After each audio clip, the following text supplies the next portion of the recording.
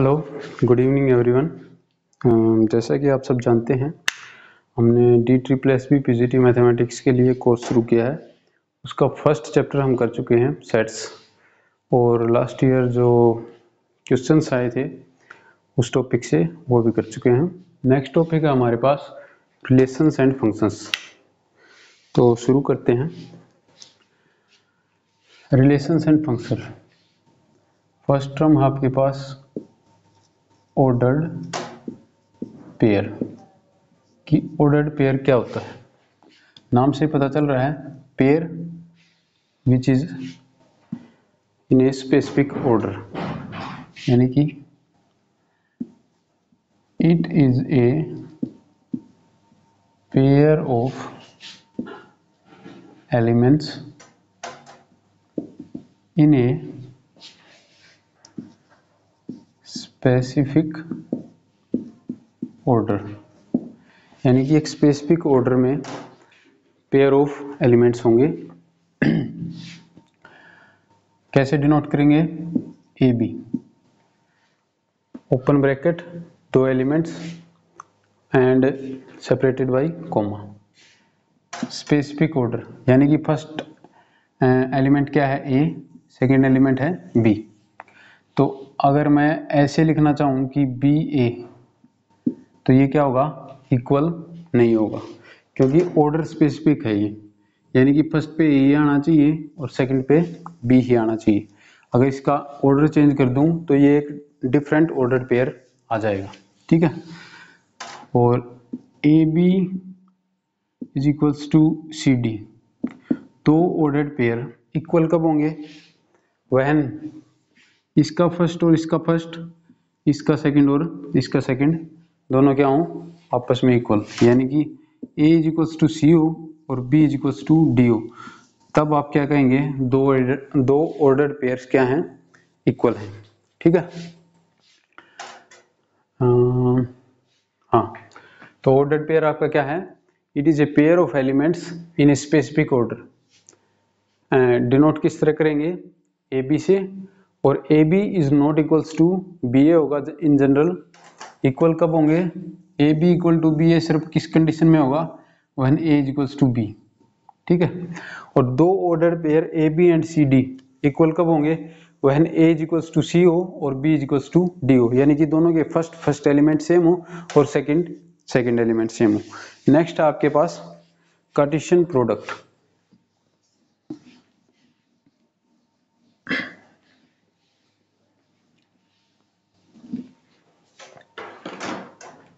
क्या है? Cartesian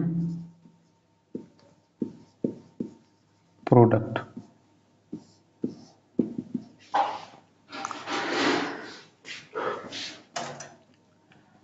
late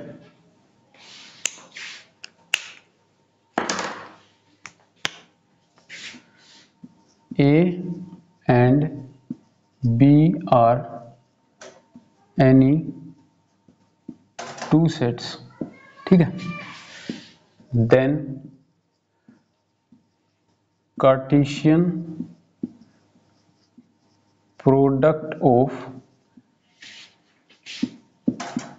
A and B, तो A और B की कार्टेशियन प्रोडक्ट किस तरह डिनोट करेंगे? Is denoted as A cross B, ठीक है, इस तरह से।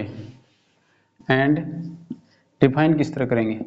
A क्रॉस B किसके इक्वल होगा? Set of all the ordered pairs A B such that A belongs to A होगा and B belongs to B होगा, ठीक है। यानी कि Cartesian product of A B क्या होगी? Set of all the ordered pairs A B such that जो first element है वो किससे आएगा? ए से, और सेकंड एलिमेंट है किससे आएगा? बी से। सिमिलरली अगर बी की ए की कार्टेशियन प्रोडक्ट हो तो उसे कैसे डिनोट करेंगे?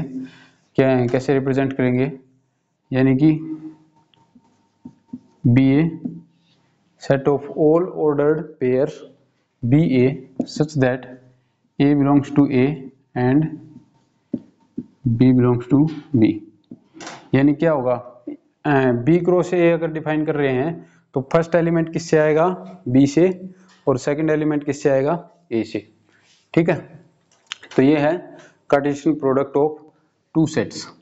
अगर थ्री सेट्स हों, ए क्रॉस बी क्रॉस सी, अगर ये पूछ रहा है तो कैसे डिफाइन करेंगे, set of all ordered triplets. अगर दो थे तो ऑर्डर्ड पेयर कह रहे थे, अगर तीन हैं तो ट्रिपलेट कहेंगे।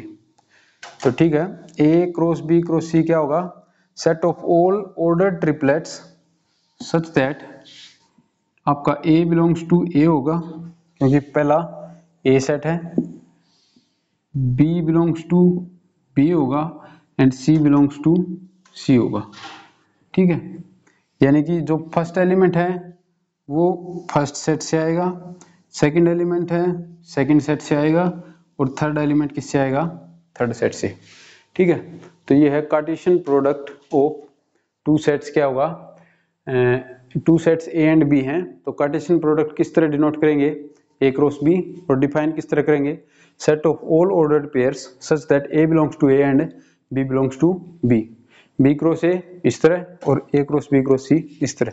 अगर जनरल केस अगर n सेट्स हों तो क्या होगा, अगर a1 cross a2 cross a3 cross, अगर an तक n सेट्स की कार्टेशियन प्रोडक्ट है तो उसे कैसे डिफाइन करेंगे, a1 a2 up to an, यानी कि set of all ordered n tuples, इसे क्या बोलेंगे, n टपल। तो set of all ordered n tuples such that ai belongs to ai। ठीक है, यानी कि a1 बिलोंग्स टू क्या होगा, a1, a2 belongs to a2, a3 belongs to a3 and up to so on an belongs to an। तो ये था आपका कार्टेशियन प्रोडक्ट। कार्टेशियन प्रोडक्ट, अगर दो सेट्स ए और बी हैं, नंबर ऑफ एलिमेंट्स इन ए, अगर मान लो p हैं, number of elements in b मान लिया q हैं। ठीक है, तो number of elements in a cross b कितने होंगे, इन दोनों की मल्टीप्लाई p इंटू q। अगर तीन होते, मान लो number of elements in c आपको दिए हुए हैं r, तो number of elements in a cross b cross c किसके इक्वल होंगे, p into q into r। ठीक है, तो ये था number of elements in Cartesian product of sets and what is Cartesian product of sets. Next है कुछ properties हैं कार्टेशियन प्रोडक्ट की।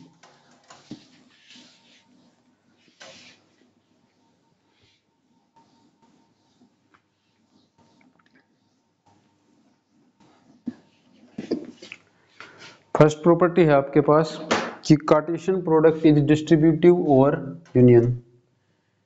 फर्स्ट है कि ए क्रॉस अगर बी यूनियन सी दिया हुआ है, ठीक है, तो Cartesian product is distributive over union. इसका मतलब क्या होगा कि A cross B union A cross C, ये किसका इक्वल होगा, A cross B union A cross C. Next है आपके पास कि अगर A cross B intersection C हो तो फिर भी क्या होगा, ये distributive, A cross B intersection A cross C. ठीक है, नेक्स्ट है अगर A cross B minus C हो तो भी क्या होगा, distributive, A minus B cross नहीं A cross B minus A cross C. ठीक है, ये होगा। नेक्स्ट है fourth, A cross B is not equals to B cross A in general, यानी कि generally A cross B cross A के equal नहीं होगा। ये इक्वल कब होगी, if and only if A is equals to B, यानी कि अगर ए और बी दो डिस्टिंक्ट सेट्स हैं तो आपकी क्या होगी, A cross B is not equals to B cross A. For example अगर ए आपके पास है 1 2 और बी आपके पास है 2 3, ठीक है। तो ए क्रॉस बी अगर मैं निकालूं तो क्या आएगा, 1 की 2 के साथ 1 2, 1 की 3 के साथ 1 3, ठीक है। अब 2 की 2 के साथ और 2 की 3 के साथ, ठीक है। यही पॉसिबल ऑर्डर्ड पेयर होंगे ए से बी के ऊपर। ए क्रॉस बी क्या था, set of all A B such that A belongs to आपका ए हो एंड बी बिलोंग्स टू आपका क्या हो, बी हो।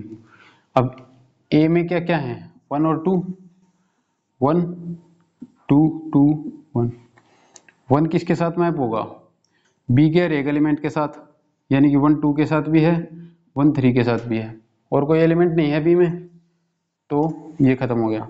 अब 2 का 2 2 के साथ होगा, इसमें भी 2 है, 2 3 के साथ होगा, कंप्लीट। तो ए क्रॉस बी क्या आ गया, ये आ गया। अब बी क्रॉस ए अगर निकालूं तो क्या होगा, 2 1 के साथ और 2 2 के साथ, 2 1 के साथ है, 2 2 के साथ है। अब 3 1 के साथ और 3 3 के साथ ना, 3 2 के साथ, ठीक है। तो ये हो गया आपका बी क्रॉस ए।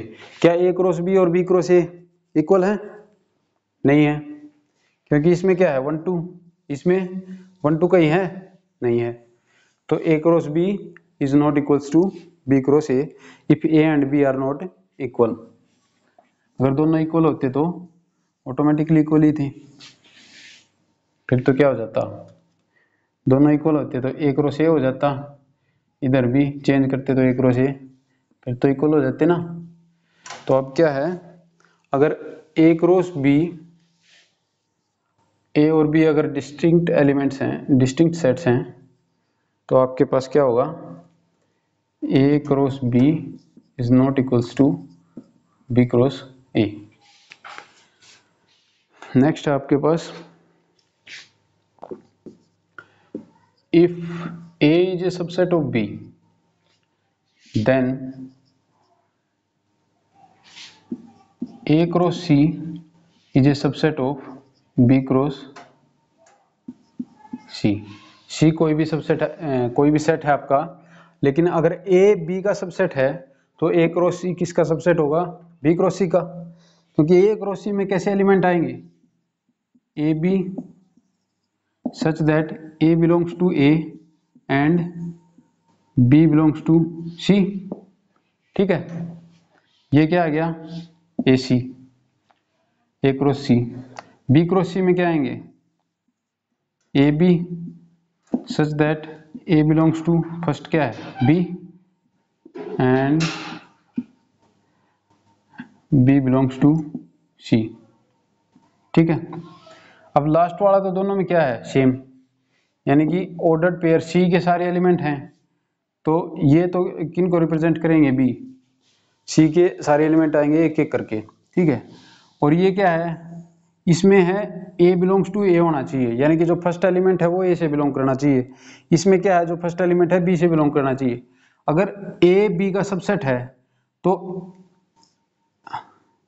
ए अगर ए से बिलोंग कर रहा है, इसका मतलब क्या है, ए बी से बिलोंग करेगा, यानी कि इसका कोई भी ऑर्डर्ड पेयर होगा वो किस में बिलोंग करेगा, इसमें भी, क्योंकि डिफरेंस किस में है, ये सेकंड एलिमेंट तो दोनों में सी से आ रहा है, कोई दिक्कत नहीं है। फर्स्ट एलिमेंट दोनों में अलग अलग सेट से आ रहा है, इसमें ए से आ रहा है, इसमें बी से आ रहा है, लेकिन ए किसका सबसेट है, बी का। इसका मतलब कोई एलिमेंट अगर ए से आया हुआ है तो ऑटोमेटिकली वो क्या है, बी का भी तो एलिमेंट है। इसका मतलब इसमें कोई भी ऑर्डर्ड पेयर लेंगे तो वो ऑटोमेटिकली किस में जाएगा, बी क्रॉस सी में। ये क्या है, ए क्रॉस सी, ये है बी क्रॉस सी। तो ए क्रॉस सी का कोई भी एलिमेंट लिया वो किस में आ गया, बी क्रॉस सी में।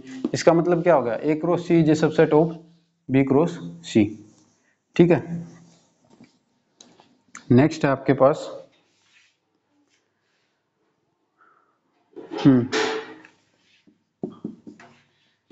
If A is a subset of B है and C is a subset of D है, ठीक है। देन आपके पास क्या होगा, ए, हाँ, A cross C, then A cross C subset of क्या होगा, B cross D. A cross C को अगर डिफाइन करें तो क्या आएगा,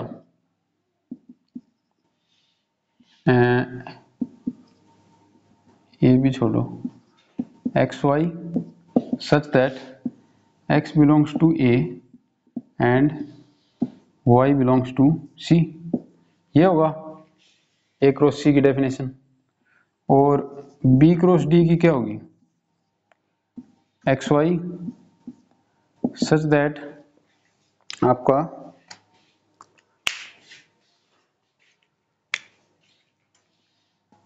x belongs to b and y belongs to d, ये होगा b क्रॉस d में।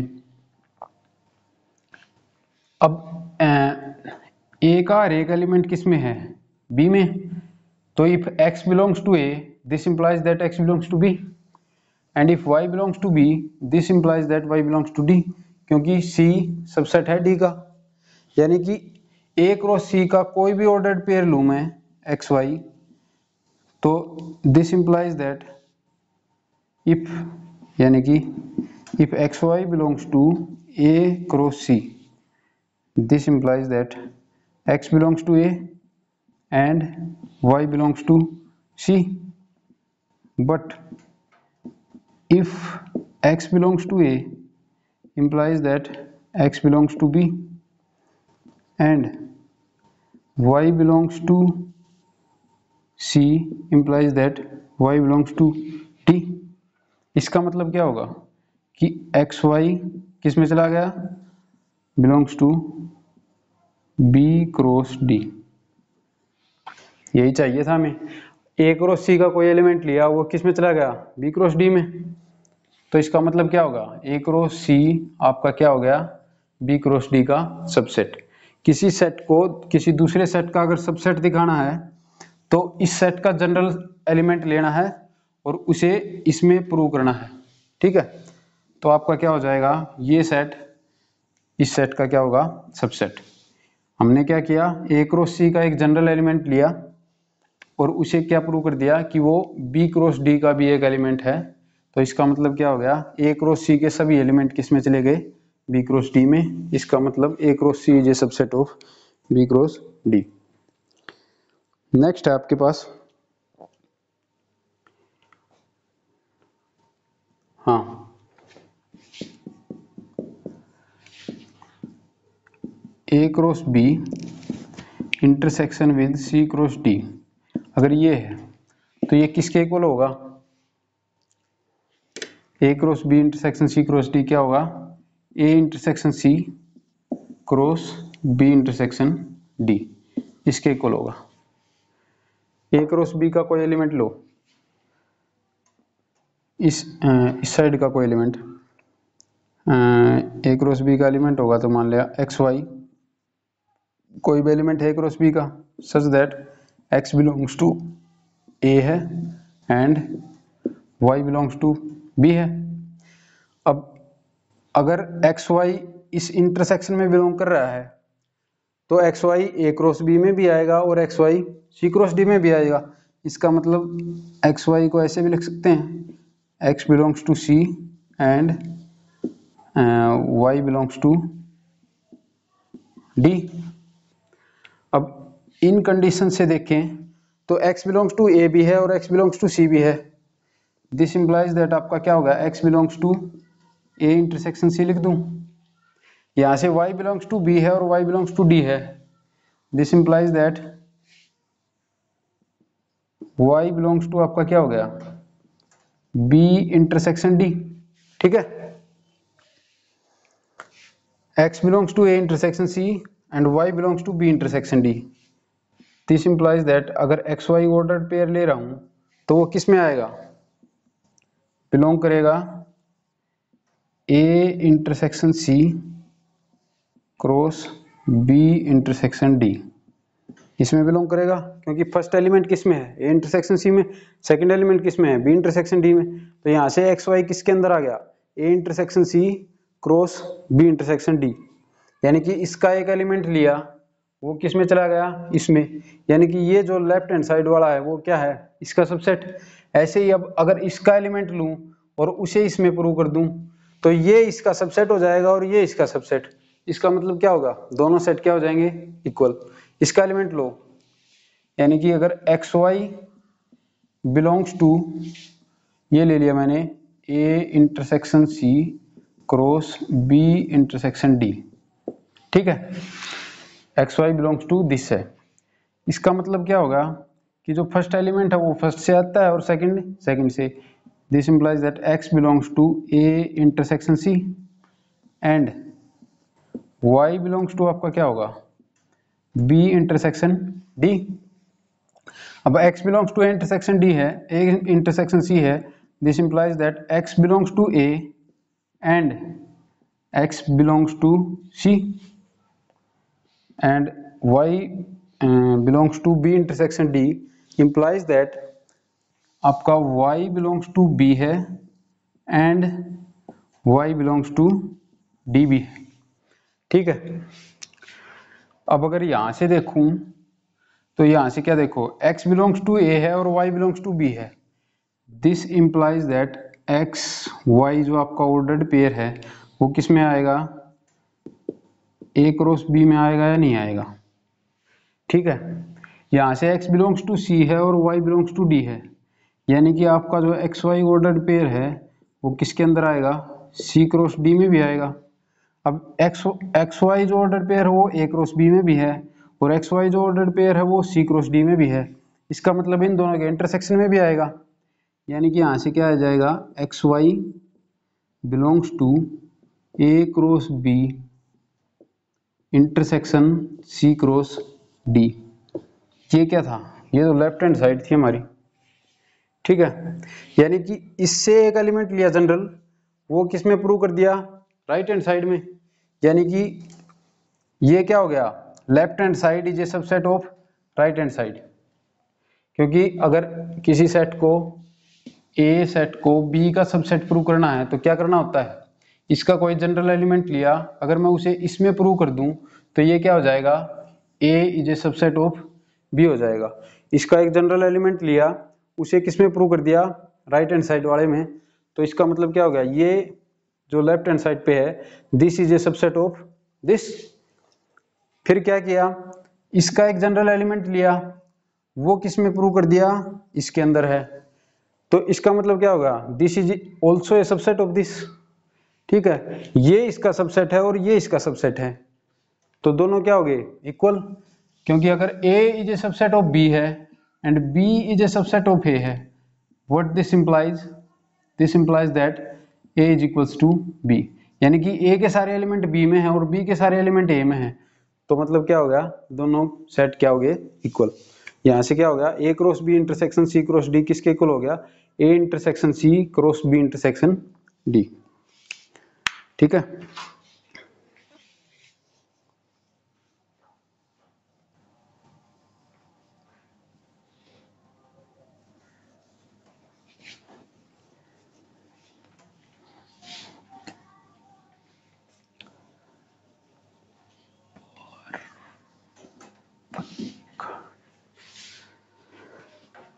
नेक्स्ट है आपके पास A cross B complement union C complement.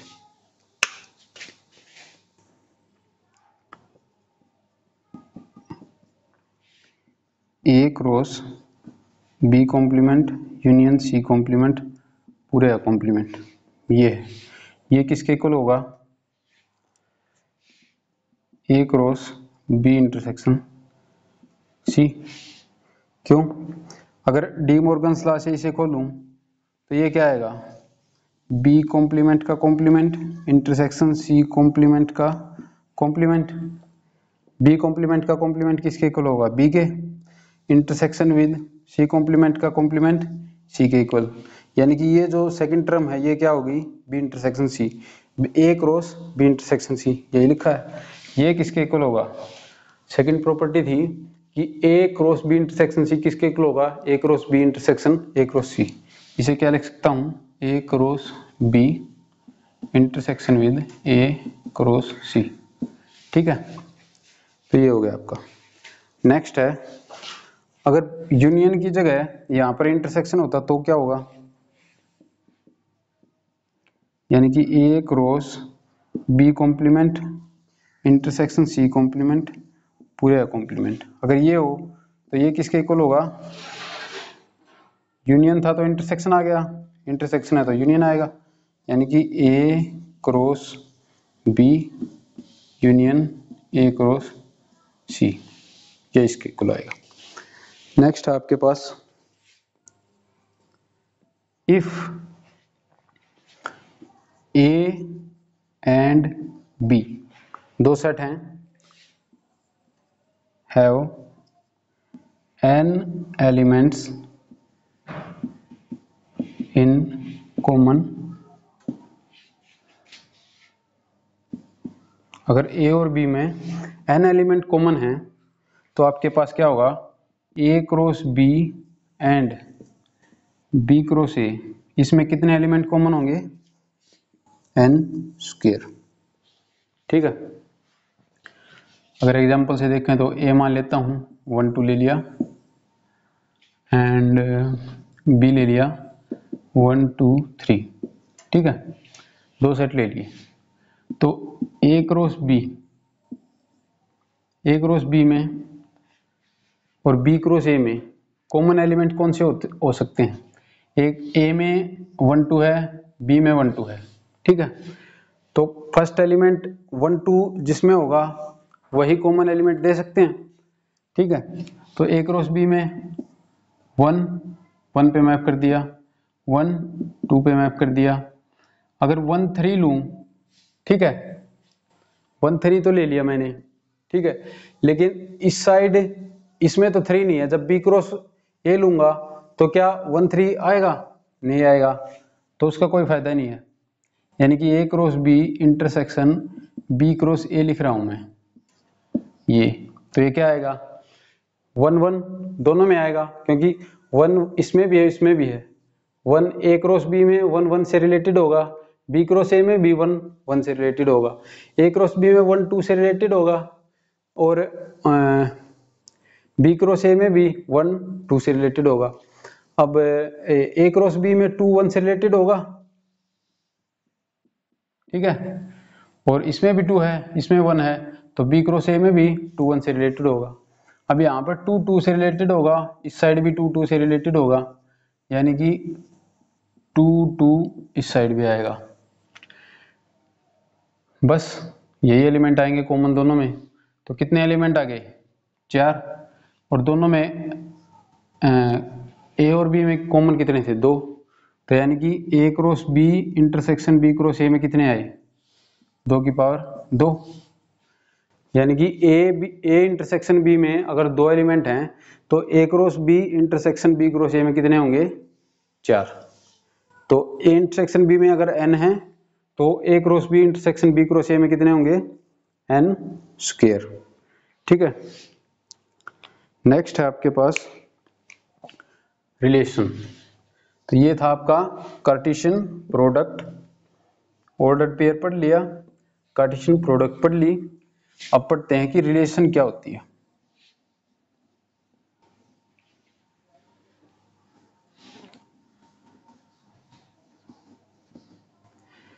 जैसे हम इंसानों में रिलेशंस होती हैं उसी तरह की है कुछ कि नहीं, दो सेट्स ए और बी के एलिमेंट्स के बीच में कुछ रिलेशन होगा, वो एक दूसरे से रिलेटेड होंगे, उसे क्या कहेंगे रिलेशन।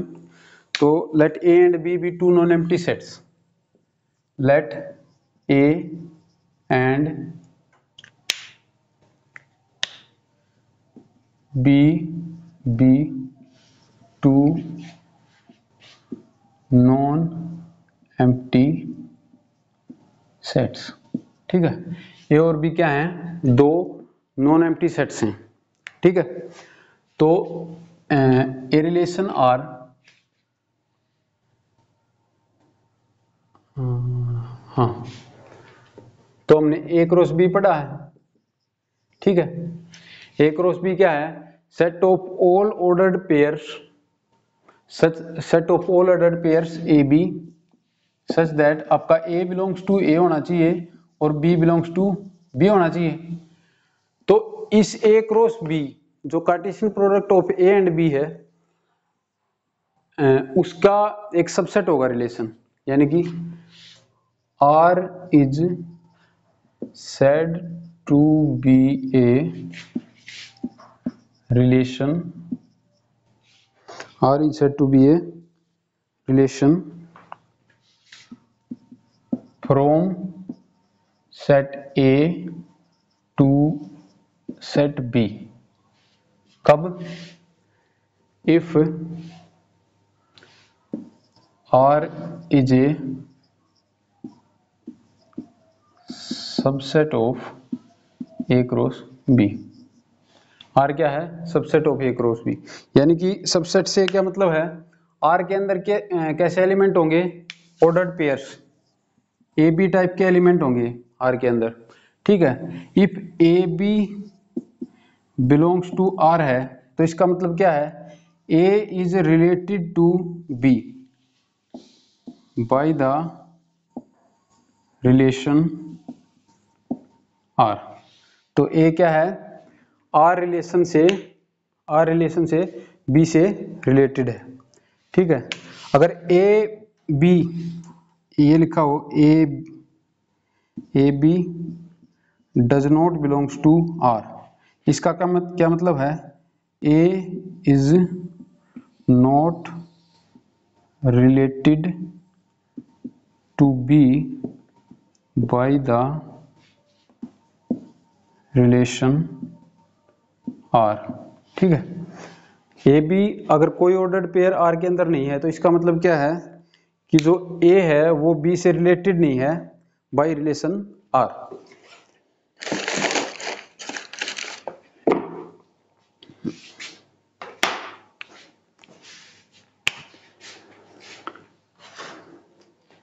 नेक्स्ट आपके पास domain and range of a relation.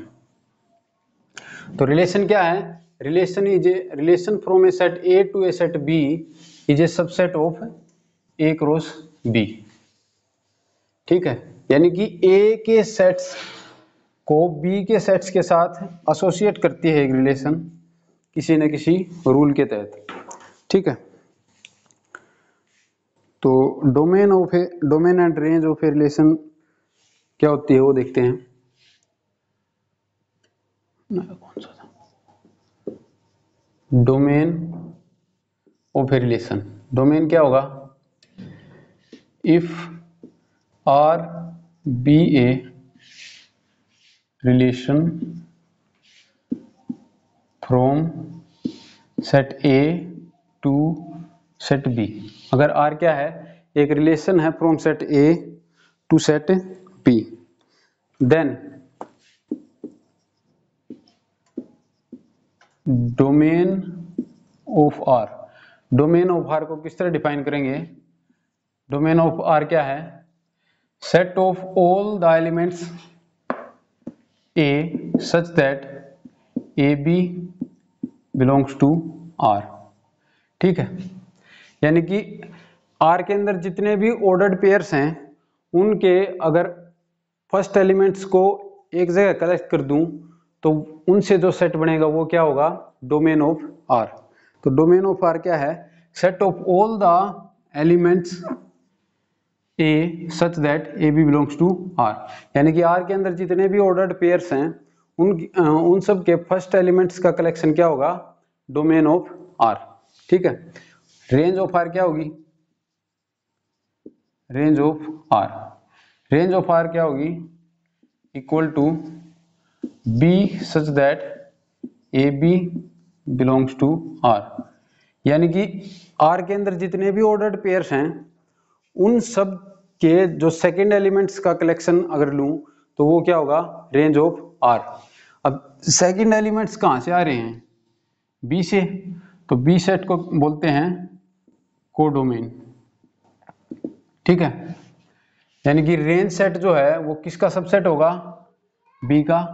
और डोमेन में एलिमेंट कहाँ से आ रहे हैं, फर्स्ट एलिमेंट किससे आता है, ए क्रॉस बी में, ए से बी के ऊपर रिलेशन डिफाइन है, यानी कि ए क्रॉस बी का सबसेट है, ठीक है। और ए क्रॉस बी में फर्स्ट एलिमेंट कहाँ से आता है, ए से, सेकंड कहाँ से आता है, बी से, और ये फर्स्ट एलिमेंट्स का कलेक्शन है, डोमेन ऑफ आर। यानी कि आर के अंदर जितने भी ऑर्डर्ड पेयर्स हैं उनके अगर फर्स्ट एलिमेंट्स का कलेक्शन लूं तो वो क्या होगा, डोमेन ऑफ आर। और ए कहाँ से आ रहे हैं, सेट ए से, तो यानी कि जो डोमेन ऑफ आर है, डोमेन ऑफ आर वो क्या होगा, सबसेट ऑफ ए होगा। रेंज ऑफ आर जो है वो किसका सबसेट होगा, बी का, क्योंकि रेंज में कौन से एलिमेंट हैं, सेकंड एलिमेंट ऑर्डर्ड पेयर के, और वो कहाँ से आते हैं, बी से। तो डोमेन पता चल गया, रेंज पता चल गया, ठीक है। यानी कि अगर एक सेट दिया हुआ है ए 1 2 3, ठीक है, एक सेट दिया हुआ है बी 4 5, ठीक है, ये दो सेट हैं, इनके ऊपर एक रिलेशन डिफाइन की हुई है आर, सच दैट आर में कौन से ऑर्डर्ड पेयर हैं, 1 4 से रिलेटेड है, 1 5 से रिलेटेड है, 2 4 से रिलेटेड है, और 3 5 से रिलेटेड है, ठीक है। अगर मान लो आर के अंदर ये 4 ऑर्डर्ड पेयर्स हैं तो इस रिलेशन का डोमेन क्या होगा, डोमेन डेफिनेशन क्या कहती है कि आर के अंदर जितने भी ऑर्डर्ड पेयर्स हैं उनके सब का फर्स्ट एलिमेंट्स का कलेक्शन ले लो। फर्स्ट एलिमेंट क्या है, 1 है, यहाँ भी 1 है, यहाँ 2 है और यहाँ 3 है, 2 बार लेने की कोई जरूरत नहीं है। यानी कि सेट में क्या होगा, डोमेन ऑफ आर क्या होगा, इज इक्वल्स टू 1 आएगा, 2 भी आएगा, 3 भी आएगा, तो ये क्या हो गया, डोमेन ऑफ आर, ठीक है। रेंज ऑफ आर किसके इक्वल होगी, 4 है 5 है, 4 है 5 है, यानी कि सेकंड एलिमेंट क्या है, 4 और 5, तो रेंज क्या होगी, 4 5, ठीक है। अगर मान लो इसके अंदर ये दो ऑर्डर्ड पेयर नहीं होते, आर रिलेशन मैंने क्या मान ली, ये मान ली, फिर डोमेन और रेंज क्या होते, डोमेन फर्स्ट एलिमेंट 1 है 2 है, तो डोमेन में क्या क्या आते, 1 और 2, ठीक है। और रेंज में सिर्फ 4 है, तो यहाँ से 4 हट जाता, 5 हट जाता, और यहाँ रह जाता 4। तो अब range domain and range of R क्या होगी, फर्स्ट में है 1 2, यानी कि रेंज है आपकी, डोमेन है आपका 1 2 और रेंज है आपका ये एलिमेंट 4, ठीक है। तो ये था domain and range of a relation. Next है types of relation.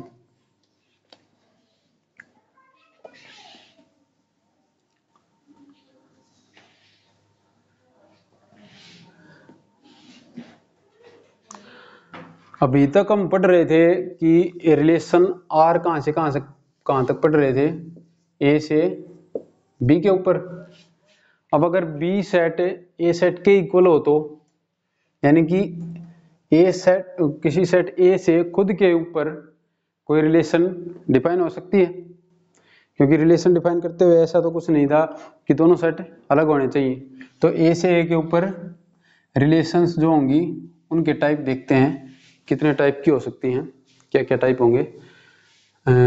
A relation, if a relation is defined from A to A, तो उसे क्या कहेंगे, ए रिलेशन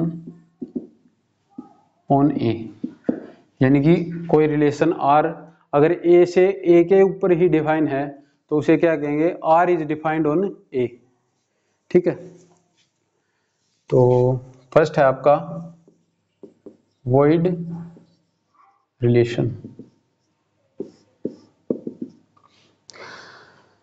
रिलेशन की डेफिनेशन क्या थी कि रिलेशन क्या है, subset of A cross B. अगर ए से बी के ऊपर रिलेशन डिफाइन है तो subset of A cross B. अगर ए से ए के ही ऊपर रिलेशन डिफाइन है तो सबसेट किसका होगा, ए क्रॉस ए का, ठीक है। तो वॉइड रिलेशन क्या होगी, हमने पढ़ा था कि phi is a subset of every set, तो फाई ए क्रॉस ए का भी सबसेट होगा, ठीक है। तो फाई रिलेशन क्या होती है, एक subset of relation on A पूछ रहे हैं, तो a subset of A cross A होगा, तो phi is a subset of A cross A है, this implies that phi is a relation on A. तो फाई क्या होगी, रिलेशन ऑन ए होगी, और इस रिलेशन को क्या कहेंगे, एम्प्टी रिलेशन या वॉइड रिलेशन। यानी कि अगर वर्डिंग में देखें तो क्या होगा, a relation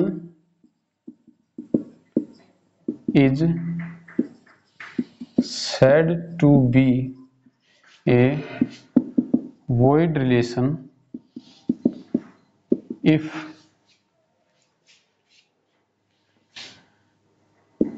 no element of a relation is said to be a void relation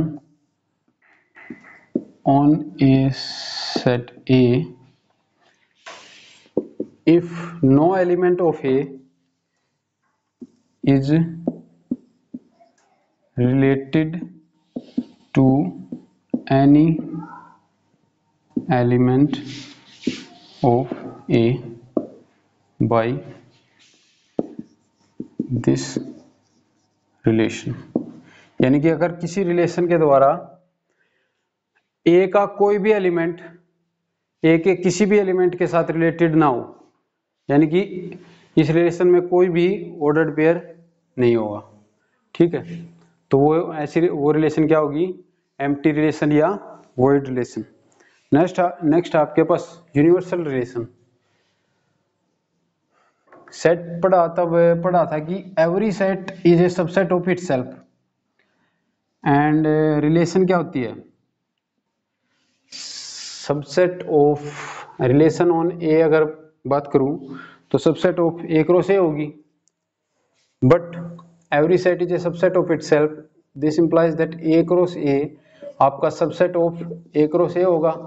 यानी कि ये क्या होगी, एक रिलेशन, ठीक है ना। तो A cross A is a relation on A, ठीक है, और ए क्रॉस ए क्या होगी, ए क्रॉस ए के हर एक एलिमेंट को ए के हर एक एलिमेंट के साथ क्या करेगी, रिलेट करेगी। तो ऐसी रिलेशन जिसमें ए का हर एक एलिमेंट ए के हर एक एलिमेंट के साथ रिलेटेड हो, तो वो रिलेशन क्या होगी, यूनिवर्सल रिलेशन, और वो किसके इक्वल होगी, ए क्रॉस ए के इक्वल। नेक्स्ट आपका identity relation.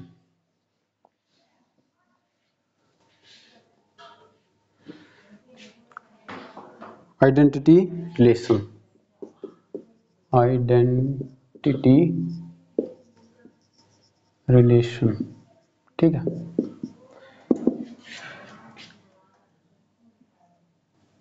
A relation IA is said to be an identity relation if every relation IA on A लिख लो। A relation IA on A is said to be an identity relation if every element of A is related to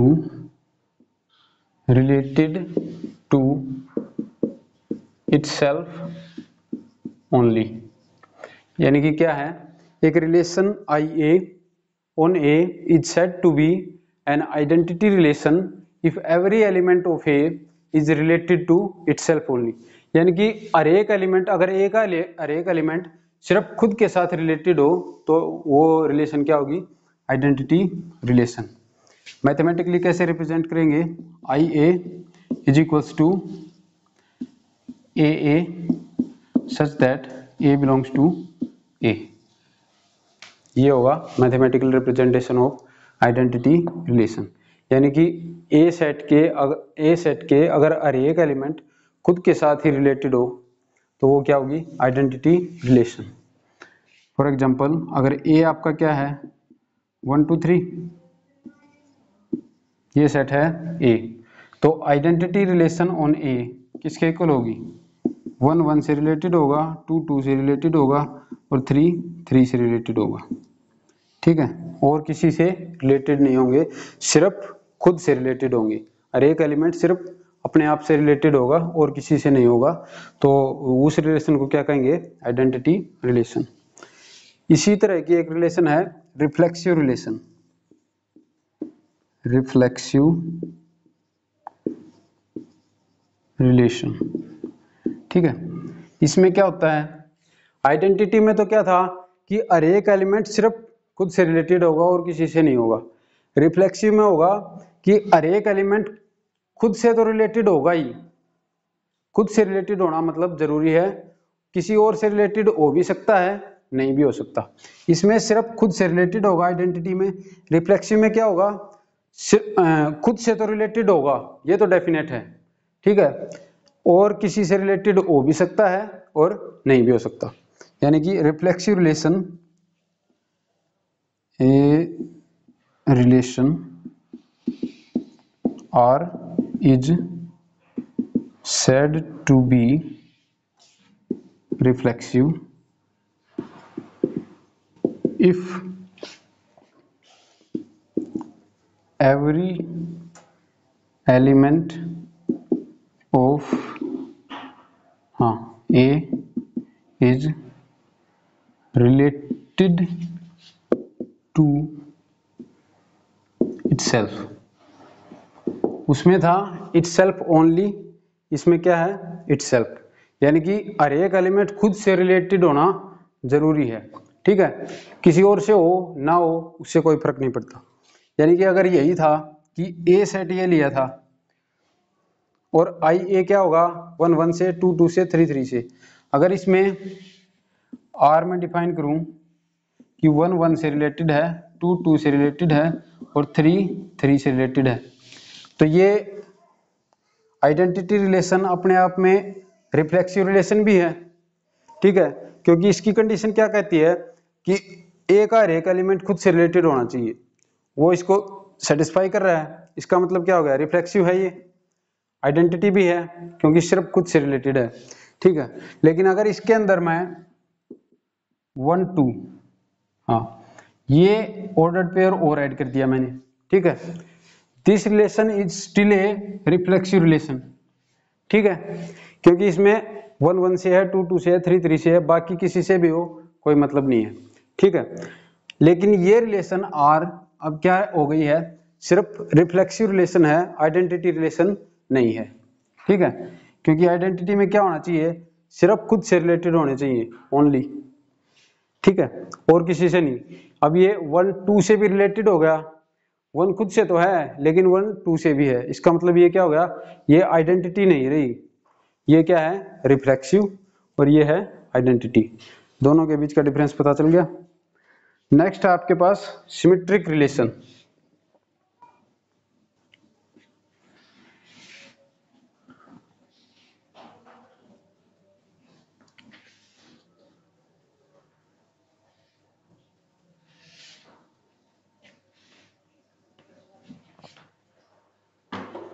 symmetric relation,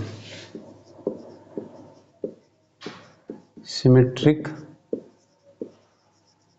relation,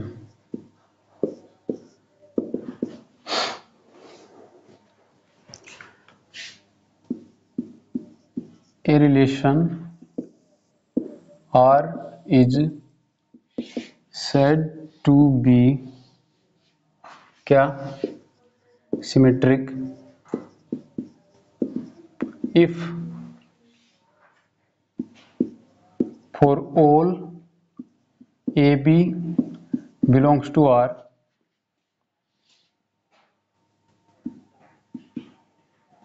BA also belongs to R। क्या कह रहा है कि a relation R is said to be symmetric.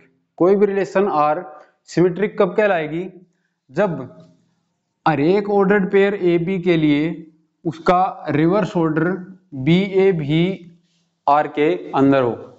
यानी कि A B are के अंदर जितने भी ऑर्डर्ड पेयर हैं, मान लो ये जनरल केस है कि कितने भी ऑर्डर्ड पेयर ए बी हैं, तो हर एक ऑर्डर्ड पेयर ए बी के लिए उसका counterpart B A B उसके अंदर होना चाहिए। तो ये तो वैसे रिलेशन को क्या कहेंगे, सिमेट्रिक रिलेशन। फॉर एग्जांपल अगर ए क्या है आपके पास 1 2 3, ये कोई सेट है, ठीक है। एक रिलेशन आर डिफाइन की मैंने इसके ऊपर 1 1 से मैप कर दिया, 1 2 से मैप कर दिया, 1 3 से मैप कर दिया, 2 3 से कर दिया और 3 2 से कर दिया और 3 1 से भी कर दिया, ठीक है। क्या ये रिलेशन सिमेट्रिक है? 1 1 बिलोंग्स टू आर है, यानी कि A B belongs to R. क्या होना चाहिए, इसका रिवर्स ऑर्डर भी आर के अंदर होना चाहिए। 1 1 का रिवर्स करेंगे तो 1 1 ही आएगा, तो दैट बिलोंग्स टू आर। तो यहाँ कोई दिक्कत नहीं है। 1 2 बिलोंग्स टू आर है, क्या 2 1 बिलोंग्स टू, इसका रिवर्स ऑर्डर क्या होगा 2 1। क्या 2 1 बिलोंग्स टू आर है? नहीं है। इसका मतलब क्या हो गया, ये क्या है, सिमेट्रिक नहीं है। अगर इसके अंदर मैं 2 1 इंक्लूड कर दूं तो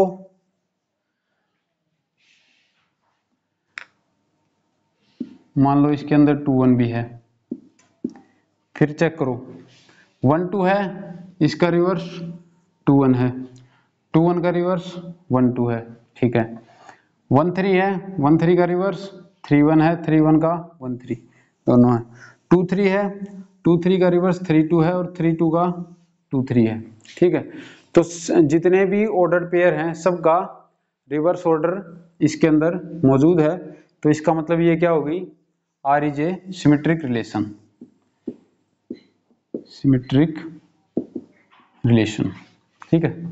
नेक्स्ट है आपके पास ट्रांजिटिव रिलेशन।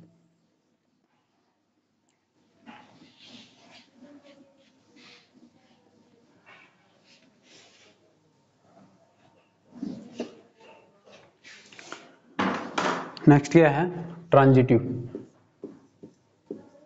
ट्रांजिटिव रिलेशन, ठीक है। ट्रांजिटिव रिलेशन कौन सी रिलेशन है, a relation are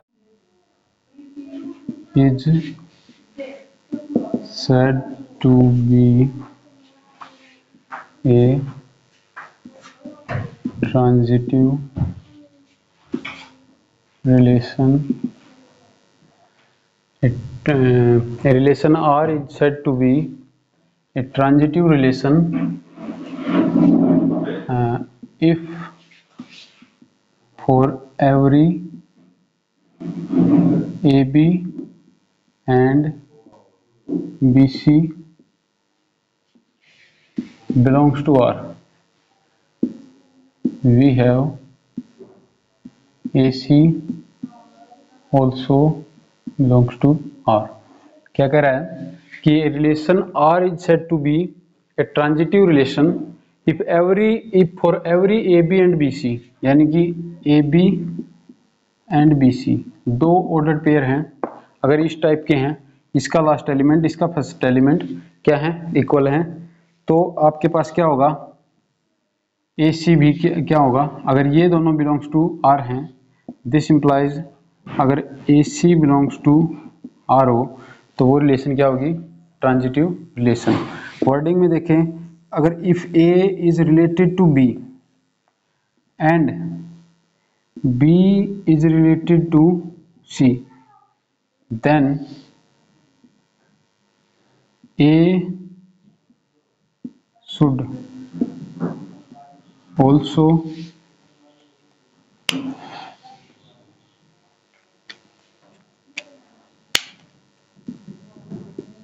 related to C। यानी कि अगर A B से रिलेटेड है और B C से रिलेटेड है तो आपका क्या होना चाहिए, ए आपका सी से भी रिलेटेड होना चाहिए। क्या हो जाएगा वो रिलेशन, क्या होगी यार, ट्रांजिटिव रिलेशन। एग्जाम्पल देखें,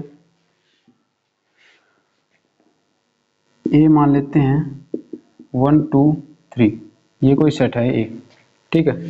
एक रिलेशन आर डिफाइन कर रहा हूँ, आर क्या है, 1 1 1 2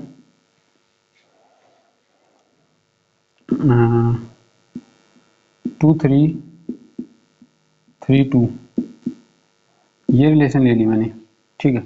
चेक करते हैं ये ट्रांजिटिव है या नहीं। 1 1 है, इसका लास्ट 1 है, इसका फर्स्ट 1 है, तो 1 1 बिलोंग्स टू आर है, 1 2 बिलोंग्स टू आर है। क्या बिलोंग करना चाहिए, 1 और 2, 1 2 बिलोंग्स टू आर होना चाहिए, 1 2 बिलोंग्स टू आर है, ठीक है, कोई दिक्कत नहीं है। और किसी ऑर्डर्ड पेयर में फर्स्ट एलिमेंट 1 नहीं है, तो इसका मतलब इसका काम खत्म हुआ, ठीक है। अब क्या है, 1 2, फर्स्ट एलिमेंट इसमें 2 है, यानी कि 1 2 इससे बिलोंग कर रहा है, 2 3 इससे बिलोंग कर रहा है, तो क्या होना चाहिए, 1 3 भी इससे बिलोंग करना चाहिए। लेकिन क्या है, 1 3 इसके अंदर है नहीं है, तो इसका मतलब क्या हुआ, ये ट्रांजिटिव रिलेशन नहीं है। अगर 1 3 ऐड कर दूं, तो मान लो मैंने 1 3 भी ऐड कर दिया, क्या अब ये ट्रांजिटिव रिलेशन हो जाएगी। 1 1 है, 1 2 है, तो 1 2 है, 1 1 और 1 2 से क्या होना चाहिए, 1 2 होना चाहिए, 1 2 है ही, ठीक है। 1 1 1 3, 1 3 भी है, ठीक है। 1 2 2 3 1 3 है। अब क्या है, हाँ 2 3 और 3 2 दोनों मैच हो रहे हैं, तो यहाँ क्या होना चाहिए, 2 2 भी होना चाहिए इसके अंदर, लेकिन 2 2 तो नहीं है, इसका मतलब ये भी ट्रांजिटिव नहीं है। अगर 2 2 भी ऐड कर दूं, तो क्या फिर ट्रांजिटिव हो जाएगी, चेक करते हैं। 1 2 है, 2 2 है, तो क्या होना चाहिए, 1 2 है, ठीक है। 2 3 है, 3 2 है, 2 2 हो गया, 3 2 है और 2 2 है, 3 2 3 2 भी है, ठीक है। 1 3 है, 3 2 है, 1 2 है, 1 2 भी है। अच्छा 1 3 है, अच्छा 2 3 तो मैच नहीं होगा, ठीक है। तो अब क्या हो गई है ये ट्रांजिटिव, ट्रांजिटिव क्या हुआ कि for every A B and B C belongs to R, हमने क्या फाइंड आउट कर दिया कि ए सी भी बिलोंग्स टू आर है। इसका मतलब क्या होगा, ये हो गई ट्रांजिटिव रिलेशन। नेक्स्ट आपके पास इक्विवेलेंस रिलेशन।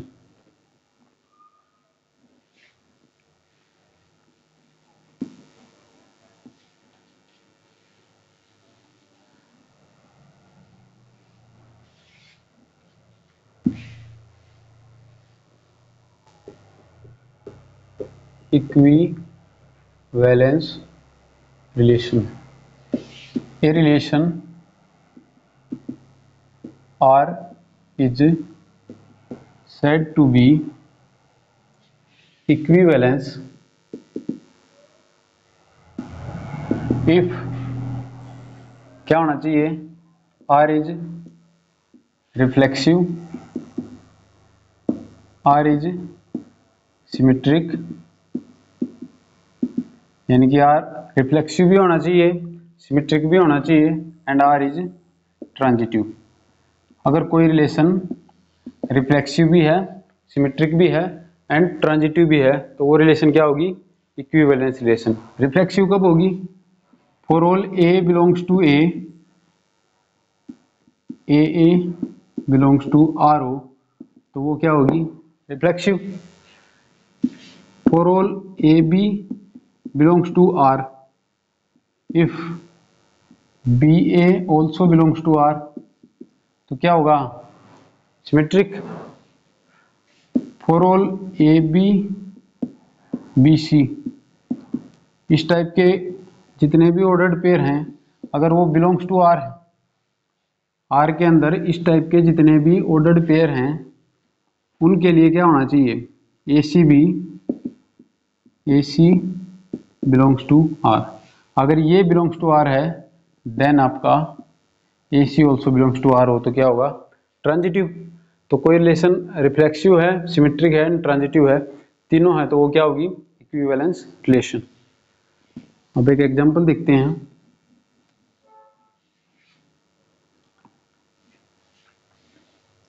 ये आपको कोई सेट दिया हुआ है, मान लो नेचुरल नंबर का सेट है। नेचुरल नंबर के सेट को n से डिनोट करते हैं, n such that x belongs to x is a natural number का इंटीजर लेना पड़ेगा, z x such that x is an integer. ठीक है, तो इंटीजर्स का सेट ले लिया z। ठीक है, इसके ऊपर एक रिलेशन डिफाइन की r, किस तरह कि r के अंदर क्या है, ऑर्डर्ड पेयर ए बी हैं सच दैट आपका a माइनस बी का मोड क्या होना चाहिए, इज इवन। ठीक है, अगर r एक रिलेशन है उसके अंदर किस टाइप के ऑर्डर्ड पेयर हैं कि अगर उन दोनों का डिफरेंस का मॉडुलस लूं तो वो क्या आना चाहिए, इवन।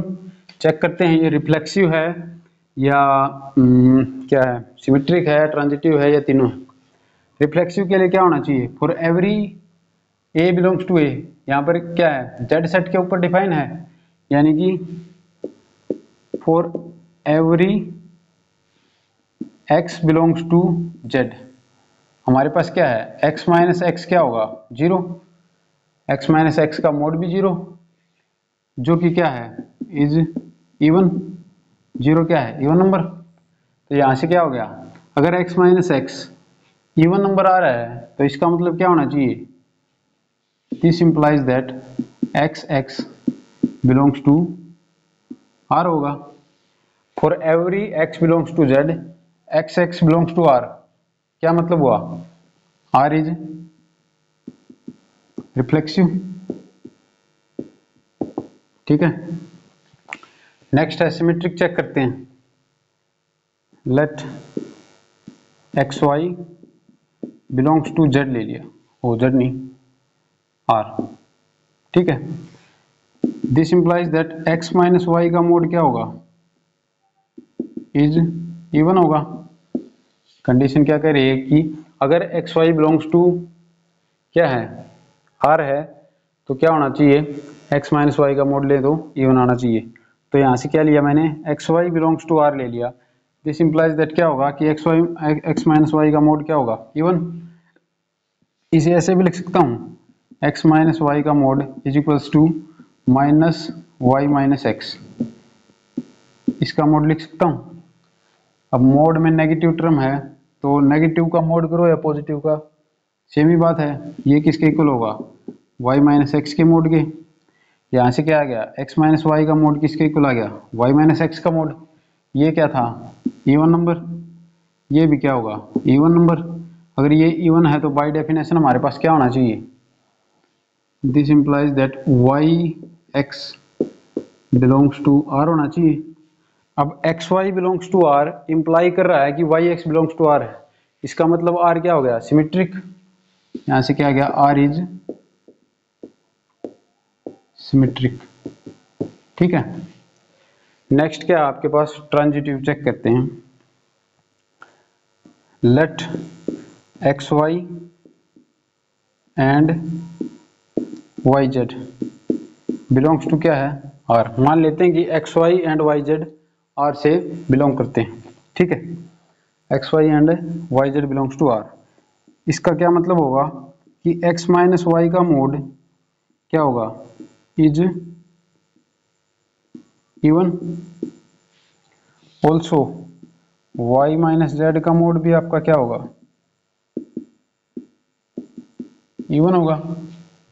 हमें क्या प्रूव करना है कि x z belongs to R, अगर x Y belongs to R and Y Z belongs to R हो, तो अगर मैं ये प्रूव कर दूं कि एक्स जेड भी बिलोंग्स टू आर है, तो ये क्या हो जाएगी, ट्रांजिटिव रिलेशन।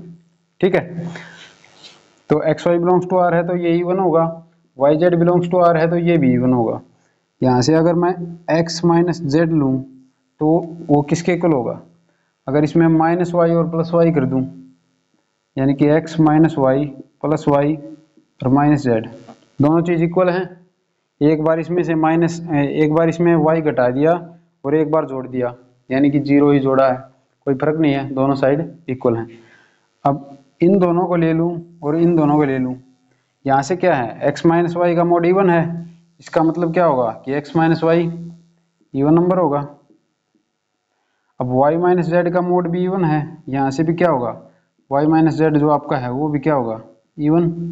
और ये x माइनस जेड किसके इक्वल है, even number plus even number, मतलब सम क्या होगा, इवन, दो इवन का सम इवन। यहाँ से क्या आ गया, x minus z even, x minus z even है तो x माइनस जेड का मोड लूँ वो भी क्या आएगा, इवन आएगा। तो x माइनस जेड क्या आ गया आपका, even. x minus z even आ गया तो बाय डेफिनेशन हमारे पास क्या होना चाहिए, x जेड बिलोंग्स टू क्या होना चाहिए, r। तो यहाँ से क्या आया कि for x Y and Y Z belongs to R we have x z also belongs to R, this implies that R is क्या होगी, ट्रांजिटिव भी होगी। तो आर रिफ्लेक्सिव है, आर सिमेट्रिक है एंड आर ट्रांजिटिव भी है। अगर आर ये तीनों है तो इसका मतलब क्या होना चाहिए, by definition R is an equivalence relation. तो आज के लिए इतना ही, नेक्स्ट वीडियो में फंक्शन के बारे में डिस्कस करेंगे। तो thanks for watching and please do like, share and subscribe. Thank you guys.